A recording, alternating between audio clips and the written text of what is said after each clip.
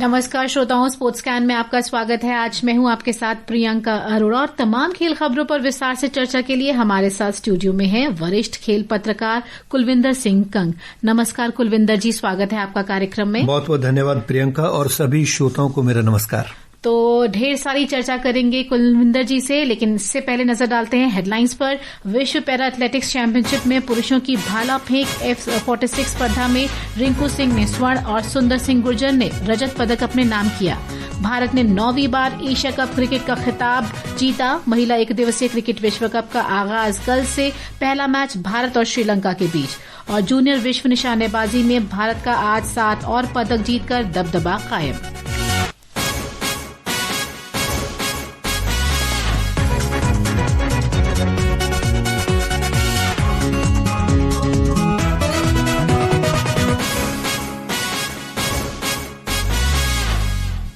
नई दिल्ली में विश्व पैरा एथलेटिक्स चैंपियनशिप में पुरुषों की भाला फेंक F46 स्पर्धा में रिंकू सिंह ने स्वर्ण और सुंदर सिंह गुर्जर ने रजत पदक अपने नाम किया। रिंकू ने 66.37 और सुंदर सिंह ने 64.76 मीटर की दूरी तक भाला फेंका। तीसरे स्थान पर क्यूबा के खिलाड़ी रहे। भारत के अजीत सिंह चौथे स्थान पर रहे। अंक तालिका में भारत 2 स्वर्ण सहित कुल 5 पदक जीतकर छठे स्थान पर है। अगर हम 2023 का एशियन पैरा गेम्स देखें तो उसमें सुंदर ने जीता था गोल्ड और रिंकू सिंह ने सिल्वर। इस बार थोड़ा उल्टा हो गया, लेकिन जाने माने पैरा जेवलिन थ्रो प्लेयर्स हैं और क्या कमाल का खेलते हैं। देखिए, जब से नीरज चोपड़ा ने स्वर्ण पदक जीता था टोक्यो में, और उसके बाद से मैं समझता हूँ कि इस फील्ड में बाहर आ गई। हर फील्ड में, चाहे वो पैरा ओलंपिक हो या दूसरे सामान्य खिलाड़ियों, सब ने जेवलिन थ्रो उठा लिया। और अब आप ये देखिए कि पिछली बार वो गोल्ड हुई है, सिल्वर या रिवर्स। यानी कि कंपटीशन कितना तगड़ा है कि हमें पदक से कम किसी पर भी हमें नहीं टिकना। और टोक्यो में सुंदर सिंह ने भी ब्रॉन्ज जीता था देश के। जी, तो मैं समझता हूँ कि जो खेलों में बढ़ावा दिया जा रहा है सरकार की तरफ से, उसमें सबको एक बराबर पैसा मिल रहा है, ट्रेनिंग मिल रही है और फिजिकल फिटनेस मिल रही है, तो आने वाले समय भारत का है। और किसी खेल को कम नहीं आंका जा रहा। सभी खेलों में अब तो उन खेलों को भी बढ़ावा मिल रहा है जिसमें पदक की उम्मीदें हैं। और कई बार जिस खेल के हमने नाम सुने भी नहीं है, उनको भी इतना प्रचलित हो रहे हैं। एक बॉल गेम थी, उसमें भी हमने पदक जीता था। तो बहुत अच्छी बात है, ऐसे खेलों को ढूंढना चाहिए जिसमें पदक ज्यादा से ज्यादा आ सके। अब बात क्रिकेट के मैदान की। भारत ने 9वीं बार एशिया कप क्रिकेट का खिताब जीत लिया और सरताज बन गया। इस पर हम ढेर सारी बातें करेंगे, लेकिन पहले ही विशेष की ये रिपोर्ट सुनते हैं। It's India who win the Asia Cup for the 9th time. इस टूर्नामेंट में अजेय रही भारतीय टीम। भारत और पाकिस्तान के बीच कल का खिताबी मुकाबला बेहद रोमांचक रहा। कुलदीप यादव की फिरकी और तिलक वर्मा की मैच विनिंग अर्धशतकीय पारी की बदौलत भारत ने पाकिस्तान को 5 विकेट से हराकर एक बार फिर एशिया कप अपने नाम किया। इस हाई टेंशन वाले मुकाबले में पाकिस्तान ने भारत को 147 रन का लक्ष्य दिया था। कुलदीप यादव ने 4, जसप्रीत बुमराह, वरुण चक्रवर्ती और अक्षर पटेल ने 2-2 विकेट लिए। जवाब में भारत की शुरुआत खराब रही। अभिषेक शर्मा 5, शुभमन गिल 12 और कप्तान सूर्य कुमार यादव 1 रन बनाकर पवेलियन लौट गए। टीम ने पावर प्ले में 36 रन बनाकर 3 विकेट भी गंवा दिए थे। इसके बाद तिलक वर्मा ने संकट मोचक की भूमिका निभाते हुए 69 रन की शानदार पारी खेली। तिलक ने संजू सैमसन के साथ चौथे विकेट के लिए 57 रन जोड़कर टीम को संभाला और जीत की नींव रखी। फिर तिलक को दुबे का भी अच्छा साथ मिला। भारत ने 2 गेंद शेष रहते ही 5 विकेट खोकर विजयी लक्ष्य हासिल कर लिया। इस जीत के साथ एशिया कप के इस संस्करण में भारत ने पाकिस्तान पर जीत की हैट्रिक भी पूरी की। इस अवसर पर कल देश भर में षष्ठी में विजयादशमी मनाई गई। अगला एशिया कप अब 2027 में खेला जाएगा। विशेष शुक्ला, स्पोर्ट्स स्कैन। तीसरी बार है जब भारतीय टीम अजय रहते हुए चैंपियंस बनी है, जिससे पहले 2016 में जब T20 हुआ था और 2018 में वनडे में बिना कोई मैच हारे खिताब जीता। लेकिन दिल डर रहा था क्योंकि 2023 का हमने विश्व कप देखा था, ओडीआई का। भारत कोई मैच नहीं हारा था फाइनल से पहले, और अहमदाबाद में ऑस्ट्रेलिया ने जिस तरह से हमारे दिलों को तोड़ा, तो डर लग रहा था कि ये कहीं ऐसा ना हो जाए। और कल ग्रेजुअली इसमें एशिया कप की बात करना चाहूंगा। पहली बार सन 1984 में आयोजित किया गया, क्योंकि 1983 में एशियन क्रिकेट काउंसिल की स्थापना हुई, तो उन्होंने एक बड़ा टूर्नामेंट शुरू किया और पहला टूर्नामेंट भारत ने जीता। वो राउंड रोबिन आधार पर था और wicket keeper goalkeeper, batsman, opener Surendra Khanna जो कि आकाशवाणी के कार्यक्रमों में भाग लेते हैं, उन्होंने क्या ताबड़तोड़ बल्लेबाजी की थी। और वो एशिया कप मैंने खुद अपनी आंखों से दूरदर्शन पर लाइव देखा था, तो तब से देखता आ रहा हूं। ये देखिए संस्करण जो है अब 2025 आ गया, तो मैं समझता हूं कि कल का जो मुकाबला था, मुझे डर इस बात का लग रहा था कि पहले 2 बार जीत चुका है, पिछले 10 सालों में 8 सालों में भारत और पाकिस्तान ने इतना आपस में नहीं खेले जितना 14 दिन में खेल लिए। तो मैं समझता हूं कि जब पहले दोनों जीत लिए तो डर लगने लगा कि अब पाकिस्तान की बारी हो सकती है, और पाकिस्तान ने ग्रेजुअली इंप्रूव किया था। बिल्कुल, क्योंकि एक शुरुआती जैसा बल्लेबाजी क्रम हमारा टूटा, उससे तो ऐसा लग रहा था कि बस सांसें ऊपर की ऊपर नीचे की नीचे। हम बहुत शुरुआत जब हमने टॉस जीतकर उनको आमंत्रित किया, तो उन्होंने 84 रन पे पहला विकेट गिरा, 113 पर एक ही थे जी। तो मैं समझता हूं कि ऐसा लग रहा था कि पाकिस्तान पौने 200 के आसपास स्कोर खड़ा करेगा, भारत के लिए मुश्किलें हो जाएंगी। हालांकि बैटिंग लाइनअप बहुत लंबी है, लेकिन कहते हैं ना कि लोग पैरों पे कुल्हाड़ी मारते हैं, पाकिस्तान ने कुल्हाड़ी ढूंढकर उसके ऊपर पैर मारा अपना। उनके बैटर्स ने बाद में 113 के बाद जिस तरीके से पैनिक दिखाया, गलत शॉट खेले, 33 रन पर 9 के 9 खिलाड़ी आउट होकर वापस चले गए, पूरे ओवर नहीं खेल सके और 146 तक ही उनकी टीम सिमट गई। पर देखा जाए तो अगर हम जब इंडियन टीम की बैटिंग की बात करें तो पावर प्ले में भी इंडिया के जैसे 20 रन में 3 विकेट गिर गए जी। तो वो भी ऐसा था कि क्योंकि अभिषेक शर्मा से तो इतनी हम लोग अब आशाएं लेकर बैठे हैं कि वो हर मैच में मतलब अर्धशतकीय पारी तो खेलेंगे ही। नहीं, बिल्कुल ठीक है, लेकिन ये उम्मीदें बहुत ज्यादा थी, लेकिन भारत ने दिखा दिया कि वो किस मिट्टी की बनी है भारतीय टीम। क्योंकि कहते हैं ना कि जो समुद्र में तैरना जानते हैं वो कुएं और बावड़ियों में डुबकियां नहीं लगाते। भारतीय टीम में इतनी गहराई है, और अगर कल शर्मा जी का बेटा नहीं चला तो वर्मा जी का बेटा चला।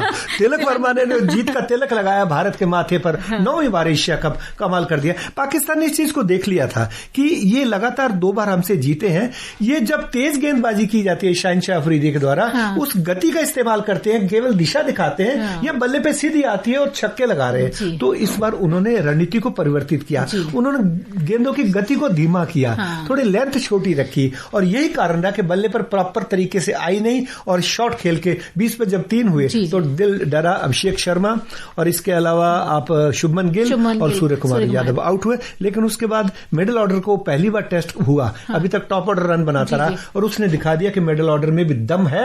और रिंकू सिंह जो पूरा टूर्नामेंट नहीं खेले, केवल फाइनल खेले, और एक ही गेंद पे उन्होंने विजय शॉट लगाकर इतिहास में अपना नाम दर्ज कर लिया। बिल्कुल, और देखा जाए तो कल तिलक और संजू सैमसन की जोड़ी बहुत अच्छी रही। उसके बाद तिलक और दुबे के बीच 60 रन की पारी खेली गई, और सबसे बड़ी कमाल की बात क्योंकि हार्दिक पांड्या कल नहीं खेल रहे थे, और दुबे का बल्ला भी चला, और उन्होंने गेंदबाजी की भी शुरुआत की, अच्छी गेंदबाजी करी। और जी हाँ, ऑप्शन नहीं था ना कि हार्दिक पांड्या नहीं थे तो गेंदबाजी किसी को करनी थी, वो शुभम दुबे ने की।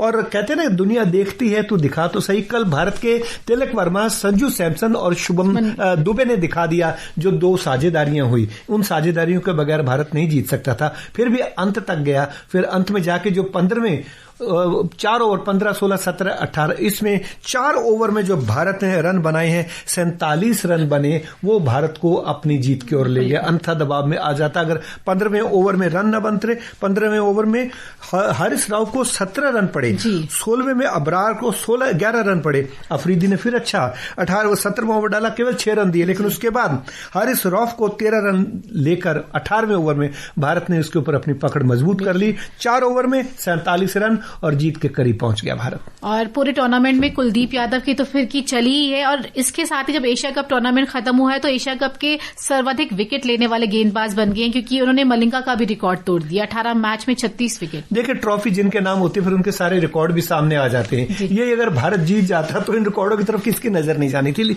और सबसे ज्यादा विकेट लिए हैं। हालांकि पाकिस्तान के शाहिनशाह अफरीदी 9 विकेट लेकर दूसरे स्थान पर थे, लेकिन भारत का दबदबा फील्डिंग में भी भारत ने कल अच्छी दिखाई। फील्डिंग, बैटिंग और बॉलिंग तीनों में भारत ने पूरी तरह से दबाव बनाए रखा। भारतीय कप्तान सूर्य कुमार यादव ने टूर्नामेंट की पूरी मैच फीस भारतीय सेना को देने की घोषणा की। I actually personally want to give my match fees of all the games which I have played in this tournament to the Indian Army. राष्ट्रपति द्रौपदी मुर्मू और प्रधानमंत्री नरेंद्र मोदी ने एशिया कप क्रिकेट टूर्नामेंट जीतने पर भारतीय टीम को बधाई दी है। प्रधानमंत्री मोदी ने भारत पाकिस्तान फाइनल की तुलना ऑपरेशन सिंदूर से करते हुए कहा कि नतीजा वही रहा और भारत जीत गया। इस बीच मैच के बाद कुछ ड्रामेटिक सिचुएशंस भी हुई। भारतीय टीम ने एशियाई क्रिकेट काउंसिल के अध्यक्ष और पाकिस्तान के गृह मंत्री मोहसिन नकवी से ट्रॉफी लेने से इनकार कर दिया और बीसीसीआई के सचिव देवजीत सैकिया ने एशिया कप 2025 के फाइनल में पाकिस्तान पर भारत की जीत के तुरंत बाद हुई घटना की निंदा की और पाकिस्तान क्रिकेट बोर्ड के अध्यक्ष और एशियाई क्रिकेट परिषद के अध्यक्ष मोहसिन नकवी कथित तौर पर टूर्नामेंट ट्रॉफी अपने साथ ले गए और इससे समारोह का मंच खाली हो गया और प्रशंसक स्तब्ध रह गए। हालांकि श्री सैकिया ने कहा है कि इसके बारे में हम लोग विरोध दर्ज कराएंगे, आईसीसी में शिकायत की जाएगी। और सबसे बड़ी बात यह थी कि इस टूर्नामेंट में जो तीनों मैच हुए भारत और पाकिस्तान के, उसमें सब में इस तरह के नाटक हुए। पाकिस्तान ने कभी हैंडशेक का चक्कर डाला। जो कमजोर होते हैं ना वो बहाने ढूंढते हैं, तो बहाने ढूंढे गए लेकिन वो बहाने काम नहीं आए। आखिर काम आई तो भारत की बैटिंग लाइनअप और भारत की स्किल जो ट्रॉफी लेकर आई। बिल्कुल। और अगर हम महिला क्रिकेट की बात करें तो महिला एक दिवसीय क्रिकेट विश्व कप कल से शुरू हो रहा है। इसकी मेजबानी भारत और श्रीलंका कर रहे हैं। कल पहला मैच भारत और श्रीलंका के बीच गुवाहाटी में दोपहर 3 बजे से खेला जाएगा। तो अगर हम इंडियन प्लेयर्स की बात करें, स्मृति मंधाना, स्नेह राणा और प्रतिका रावल, मतलब ये अनस्टॉपेबल है और अगर इस साल में इनका जो परफॉर्मेंस देखा जाए तो लाजवाब है।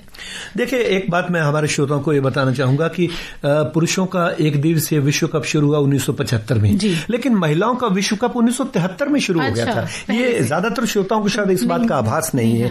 और ये तब राउंड रोबिन आधार पर हुआ था। 20 जून को पहली गेंद डाली गई थी। इंग्लैंड ने इसका आयोजन किया था और तब से लेकर अब तक भारत 2 बार फाइनल में भी पहुंचा है। एक बार 2005 में और एक बार 2017 में। दोनों बार मिथाली राज कप्तान थी। पहली बार हम ऑस्ट्रेलिया से हारे, दूसरी बार हम इंग्लैंड से हारे।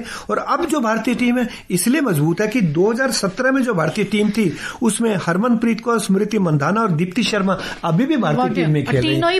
कितना अनुभव है। तो निश्चित तौर पर कल जो श्रीलंका के साथ मुकाबला होगा, श्रीलंका के कप्तान है जो अट्टापट्टू, वो थोड़ी सी एक्सपीरियंस होल्डर है। 509 रन बनाए हैं अभी तक उन्होंने, लेकिन बाकी टीम नई है तो भारत को मुश्किल आनी नहीं चाहिए इस मुकाबले को जीतने में। पहला मुकाबला गुवाहाटी में। असली टक्कर भारत को मिलेगी 9 अक्टूबर को दक्षिण अफ्रीका से, 12 को ऑस्ट्रेलिया से और 19 अक्टूबर को इंग्लैंड से। चलिए, इस पे अगर हमने वो जीता है तो इसमें भी पूरी उम्मीद है हम सबकी। होम ग्राउंड का फायदा मिलेगा भारत को।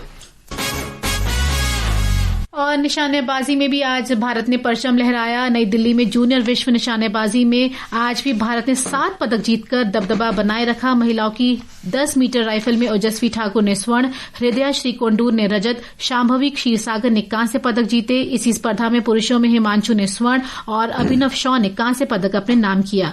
पुरुषों की 25 मीटर रैपिड फायर पिस्टल में मुकेश नेवल्ली ने रजत और सूरज शर्मा ने कांस्य पदक जीता। कुलविंदर जी, भारत 6 स्वर्ण सहित कुल 20 पदक जीतकर अंक तालिका में शीर्ष पर है। तो देखिए कितना सटीक निशाना लगा रहे हैं हमारे। देखिए, मैं समझता हूं कि भारत का जो निशानेबाजी का इतिहास है वो तो अधिकतर पदक, चाहे कॉमनवेल्थ गेम्स हो, चाहे एशियन गेम्स हो या ओलंपिक में भी। आपको याद है 2004 में एथेंस ओलंपिक में राज्यवर्धन सिंह राठौड़ ने सिल्वर मेडल जीता था।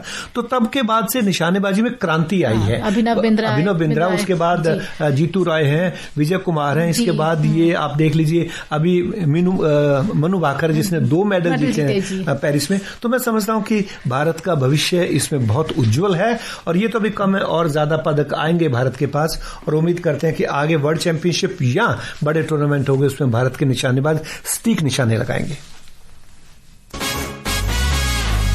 और अब जाते जाते टेनिस पर भी नजर डाल लेते हैं। भारत के अनुभवी टेनिस खिलाड़ी रोहन बोपन्ना और जापान के उनके जोड़ीदार ताकेरू युजुकी जापान ओपन टेनिस के फाइनल में पहुंच गए हैं। आज सेमीफाइनल में उन्होंने क्रिश्चियन हैरिसन और इवान किंग की अमरीकी जोड़ी को बेहद रोमांचक मैच में 4-6, 6-3, 18-16 से मात दी। कल फाइनल में बोपन्ना और युजुकी जोड़ी का सामना फ्रांस के ई रॉजर वेस्लिन और मोनाको के ह्यूगो नेस से होगा।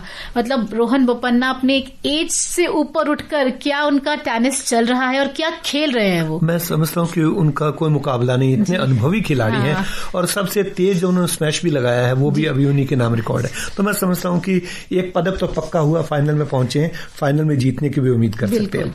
और अखिल भारतीय टेनिस संघ ने 14 से 16 नवंबर तक बेंगलुरु में होने वाली Billie Jean King cup play of के लिए आज सहजा यमलापल्ली की अगुवाई में 5 सदस्यीय टीम की घोषणा कर दी। राष्ट्रीय चयन पैनल ने रैंकिंग के अनुसार सहजा, श्रीवल्ली, भामी दीप्ति, अंकिता रैना, रिया भाटी और युगल विशेषज्ञ प्रार्थना थोम्बेरे को चुना। और अब समय कह रहा है आपसे अनुमति ली जाए। कुलविंदर जी, आप स्टूडियो में आए और इतनी बेहतरीन चर्चा की हमारे साथ, इसके लिए धन्यवाद। बहुत बहुत धन्यवाद। नमस्कार, शुभ रात्रि। नमस्कार। स्पोर्ट्स कैन की टीम को दीजिए अनुमति। एक बार फिर से गुड इवनिंग।